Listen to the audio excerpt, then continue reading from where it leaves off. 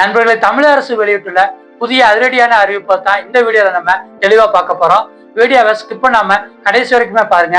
ஏன்னா ஒவ்வொரு அறிவிப்புமே உங்களுடைய பணம் சம்பந்தப்பட்ட விஷயம். தமிழக முதலமைச்சர் திரு விஜய் அவர்கள் கரூரில் நடந்த பொதுக்கூட்டத்துல அரசு அலுவலகங்களிலோ அல்லது அரசு அலுவலர்களோ யாராவது உங்ககிட்ட லஞ்சம் கேட்டாங்கன்னா நீங்க லஞ்சம் கொடுக்காதீங்க, உடனடியா தமிழக முதல்வருக்கு புகார் கொடுங்க அப்படின்னு சொல்லியிருந்தாங்க. அதற்கான பிரத்யேக மொபைல் நம்பரை இப்ப தமிழக அரசு வெளியிட்டு இருக்காங்க.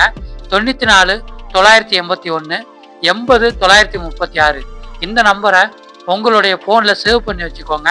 அரசு அலுவலகங்கள்ல உங்ககிட்ட யாராவது லஞ்சம் கேட்டாங்கன்னா இந்த நம்பருக்கு நீங்க வாட்ஸ்அப் மூலமாக புகார் தெரிவிக்க முடியுங்க.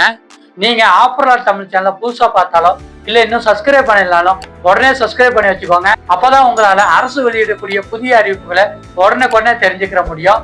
தமிழக முதலமைச்சர் திரு விஜய் அவர்கள் மருத்துவத்துறையில நலம் டிஎன் அப்படிங்கிற ஒரு புதிய சேவையை தொடங்கி வச்சிருக்காங்க.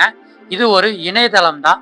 இந்த இணையதளம் மூலமாக தனிநபர்களோ கார்பரேட் கம்பெனிகளோ தொண்டு நிறுவனங்களோ அரசு மருத்துவமனைகளுக்கு நன்கொடை கொடுக்க முடியும்.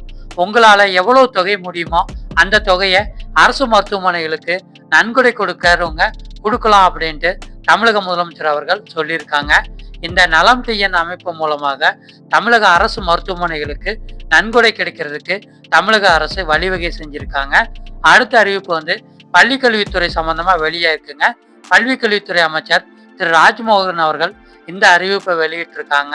அரசியல் கட்சியினர் பள்ளி வளாகத்துக்குள்ள அனுமதியின்றி நுழையக்கூடாதுன்னு சொல்லியிருக்காங்க.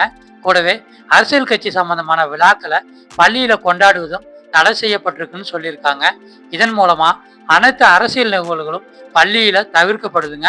பள்ளிகள் மாணவர்களுடைய எதிர்காலத்தையே முதன்மையா கொள்ளணும் அப்படின்ட்டு தமிழக பள்ளிக்கல்வித்துறை அமைச்சர் திரு ராஜ்மோகன் அவர்கள் சொல்லியிருக்காங்க.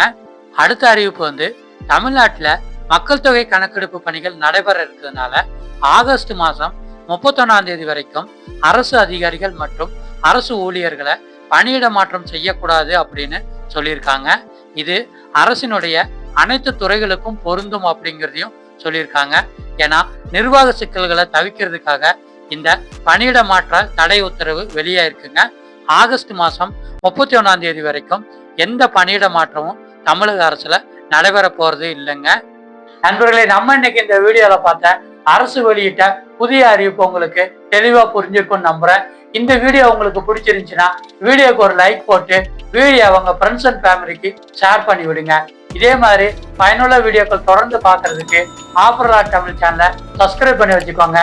இன்னொரு மணி சேவிக்கு வீடியோக்களை உங்களை மீண்டும் சந்திக்கிறேன். நன்றி, வணக்கம்.